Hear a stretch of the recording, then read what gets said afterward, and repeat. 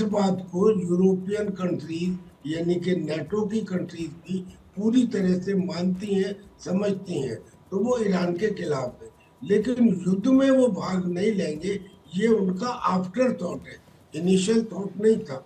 After thought शायद इसलिए होगा कि इसमें कुछ चीजें छुपी हुई होती हैं। कल को ये बात आने लगेगी कि देखिए ईरान तो अकेला था, और ईरान कितने देशों के साथ लड़ा, अमेरिका के, इजराइल के, ब्रिटेन के, जर्मनी के, फ्रांस के, इतने सारे देशों के साथ वो अकेला लड़ा। यानी कि जैसे ऐसा हो जाता है कि किसी आदमी को बैठे बिठाए हीरो बना देना। दिस में be one of the reason. Second reason is this कि इस वक्त यूरोपियन कंट्रीज जो हैं वो यूक्रेन के युद्ध में उलझी हुई हैं। अगर वो इधर भाग लेती हैं तो उधर बहुत मुमकिन है, क्योंकि it is an opportunity. America इस समय गिरा हुआ है, तो दो अवसर हैं। चाइना को अवसर है कि वो ताइवान के ऊपर कोई एक्शन ले ले, और रशिया को लेकिन अवसर है सर कि अभी वो हाल ही में यूक्रेन के डोनाल्ड ट्रंप अंदर। का एक स्टेटमेंट आया था। उन्होंने कल जब प्रेस कॉन्फ्रेंस की, उन्होंने कहा कि 4 से 5 हफ्ते हमारी तैयारी पूरी है, ये सिचुएशन इसी तरह से बनी रहेगी। सर अगले कुछ घंटों को अगर मैं समझना चाहूँ, अगले जो 72 घंटे हैं वो आपको क्या लगता है कितने इंपॉर्टेंट रहने वाले हैं? क्या आपको लगता है कि ईरान पीछे हटेगा? ईरान की सैन्य शक्ति को मैं आपसे समझना चाहूंगी। अगर सिचुएशन इस तरह की बन रही है, ट्रंप की तैयारी अगर इस तरह की है, तो क्या ईरान झेल पाएगा इजराइल को और अमेरिका को? देखिए पिछले 72 घंटे जितने इम्पोर्टेंट थे, उतने ही इम्पोर्टेंट अगले 72 घंटे रहने वाले हैं। अब जहां तक सवाल है कि ट्रंप ने कहा कि ये युद्ध 4-5 हफ्ते चलेगा, भाई ट्रंप जो है वो कोई कॉन्स्टिट्यूशन ऑफ वर्ल्ड थोड़ा ही है कि जो उन्होंने कह दिया वो हो गया। आईआरजीसी के एक कमांडर ने कुछ पहले, आईआरजीसी मतलब इरानियन रेवोल्यूशनरी गार्ड कोर, उसके कमांडर ने ये कहा था कि हमारे यहाँ 90 से ज्यादा 90 से ज्यादा मिसाइल अड्डे हैं, और हमारे 6 शहर ऐसे हैं जिनके नीचे मिसाइल सिटीज हैं, और हमने एक ऐसा स्ट्रेट ऑफ हॉर्मुज के पास ठिकाना बनाया है जहां न केवल मिसाइल हैं बल्कि रनवे भी है, और हमारे एयरक्राफ्ट भी वहां से टेक ऑफ कर सकते हैं।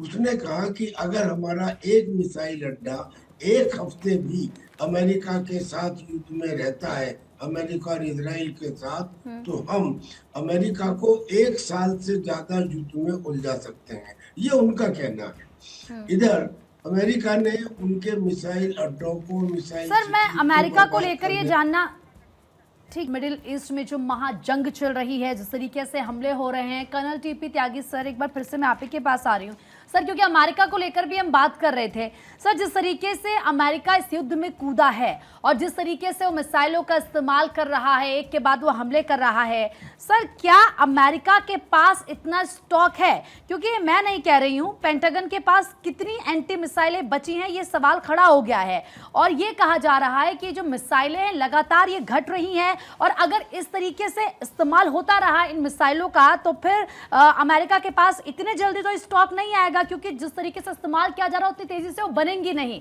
तो आगे के लिए अगर चीन और उत्तर कोरिया का भी डर है तो फिर क्या होगा? क्या अमेरिका के पास है इतना स्टॉक सर कि वो लंबा युद्ध कर सके? देखिए अमेरिका इस युद्ध में कूदा नहीं है, अमेरिका ने ये युद्ध शुरू किया है। अमेरिका ने भी और इजराइल ने भी, इन्होंने ये युद्ध शुरू किया है। और युद्ध शुरू करने से पहले एक चीज जो सबसे ज्यादा चेक की जाती है उसे कहते हैं वार वेस्टेज रिजर्व, WWR।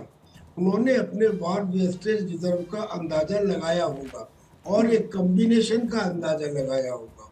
यानी कि ये जरूरी नहीं है कि आप केवल मिसाइल का इस्तेमाल करें, आप बॉम्ब का इस्तेमाल करें। जो अमेरिका के पास बॉम्ब है, आप अभी तक जो युद्ध हुआ है ईरान में, उसमें करीब करीब हर घंटे, करीब करीब हर घंटे 4 बॉम्ब 131 सिटीज ईरान में डाले गए हैं, मिसाइलें डाली गई हैं, 131 बॉम्ब डाले गए हैं, और उन बॉम्ब का वजन 1 टन से ज्यादा है। तो अमेरिका को बहुत ज्यादा मिसाइल की आवश्यकता ही नहीं है। उसके पास जो वो बम है, आपने बड़ा फेमस नाम सुना होगा, GBU-57, जिसे B2 बम्बर से डाला गया था, जो 13 टन का है। और लास्ट टाइम जब 12 दिन का युद्ध हुआ था, उस समय इस्फहान, फोर्दो और नतांज, ये तीनों जो न्यूक्लियर बेस थे, जब इन पर वो बम डाले गए तो बताया गया कि जी उनसे नुकसान तो हुआ पर वो पूरी तरह नष्ट नहीं हुए। आदमी अपनी पुरानी की हुई गलतियों से सीखता है। शायद आने वाले समय में अब वो बम सक्सेशन में डाले जाएंगे, ठीक है। यानी कि एक के बाद एक, और उनके पास है। तो ये कोई बड़ी प्रॉब्लम नहीं है। और अगर ये प्रॉब्लम होती भी है तो उसमें अमेरिका के जो एलाइज हैं, आज की तारीख में ईरान ने उन ठीक है सब सर, देशों वापस आपके को पास जो लौटते हैं। अब इस तक वक्त हमारे साथ पवन चौरसिया, विदेश मामलों के जानकार भी हमारे साथ जुड़ चुके हैं। और सर, आपके पास आते हुए, स्ट्रेट ऑफ हॉर्मुज जहां से जहाजों की आवाजाही बंद और यहां से दुनिया का 20% तेल सप्लाई होता है, और इसी का डर था कि अगर ऐसा होता है तो बाजार में आप समझिए कि महंगाई बढ़ेगी और जंग के बीच बाजार में हाहाकार मचा हुआ है। क्या अब इस फैसले के बाद, क्योंकि ईरान की तरफ से ये साफ कह दिया गया है कि अगर यहां से कोई भी जहाज गुजरता है तो उसे आग लगा दिया जाएगा, अब आगे क्या होता नजर आ रहा है? ईरान का पूरा जो पर्पस है इस युद्ध में, उसको ये पता है कि मिलिट्री सुपीरियरिटी तो उसके पास नहीं है, और लगभग 4 दशक से उसके ऊपर सैंक्शंस लगे हुए हैं, जिस कारण से उसके पास ना तो मतलब एयर फोर्सेस का कोई बहुत अच्छा जखीरा है या कुछ भी ऐसा है जो अमेरिका जैसी महाशक्ति के सामने टिक पाए, और इसराइल जैसी शक्ति का तो कहना ही क्या है। बट पॉइंट इज कि इसराइल का ईरान का इस पूरे युद्ध में मैंडेट ये है, it wants to escalate the cost of the war. मतलब उसको ये पता है कि हम कभी जीत नहीं सकते, तो क्या कर सकते हैं इसमें कि हम इसको युद्ध को इतना महंगा बना दें कि बाकी देश एक दबाव डालें अमेरिका पर कि वो जल्दी से जल्दी इसको लेकर के सीज़फायर करे। और जब मैं यहाँ पर कॉस्ट ऑफ वॉर की बात करता हूँ तो मैं इकोनॉमिक कॉस्ट और इसका पॉलिटिकल कॉस्ट, मैं दोनों की बात कर रहा हूँ। क्योंकि देखिए, अब इसराइल से लड़ने के लिए या फिर अमेरिका से लड़ने के लिए वेपन्स नहीं होने के कारण ईरान को पता है वो ज्यादा नहीं टिक पाएगा। इसीलिए स्ट्रेट ऑफ हॉर्मुज को, जो कि इस वर्ल्ड का स्ट्रेटेजिक चोक पॉइंट माना जाता है, उसको ब्लॉकेट करने से ईरान को पता है कि इससे क्या होगा कि वैश्विक अर्थव्यवस्था डगमगाने लगेगी, क्योंकि बहुत देशों की जो आपके एनर्जी सिक्योरिटी है उसके ऊपर बहुत बड़ा दबाव पड़ेगा।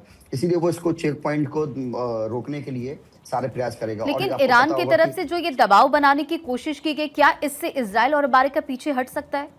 देखिए, ये कोई इमीडिएट इफेक्ट नहीं होता कि आपने आज स्ट्रेट ऑफ हॉर्मुज ब्लॉक किया तो कल ही सीज फायर हो जाएगा। लेकिन क्या है कि आप अपने जब इस तरह की वॉर्स होती हैं, कन्वेंशनल वॉर्स होती हैं, तो you just try to put all your options. तो इसमें क्या किया गया है कि देखने की कोशिश की गई कि अगर हॉर्मुज में मान लीजिए दबाव पड़ता है, जैसे स्ट्रेट ऑफ हॉर्मुज से कई बार उसमें कॉस्ट बढ़ जाएगा आपके ट्रांसपोर्टेशन का, तो क्या होगा कि अमेरिका में या फिर अमेरिका के जो एलाइज हैं और बाकी देश, वो कहीं ना कहीं प्रेशराइज करेंगे कि किस तरह से सीज फायर लाया जाए।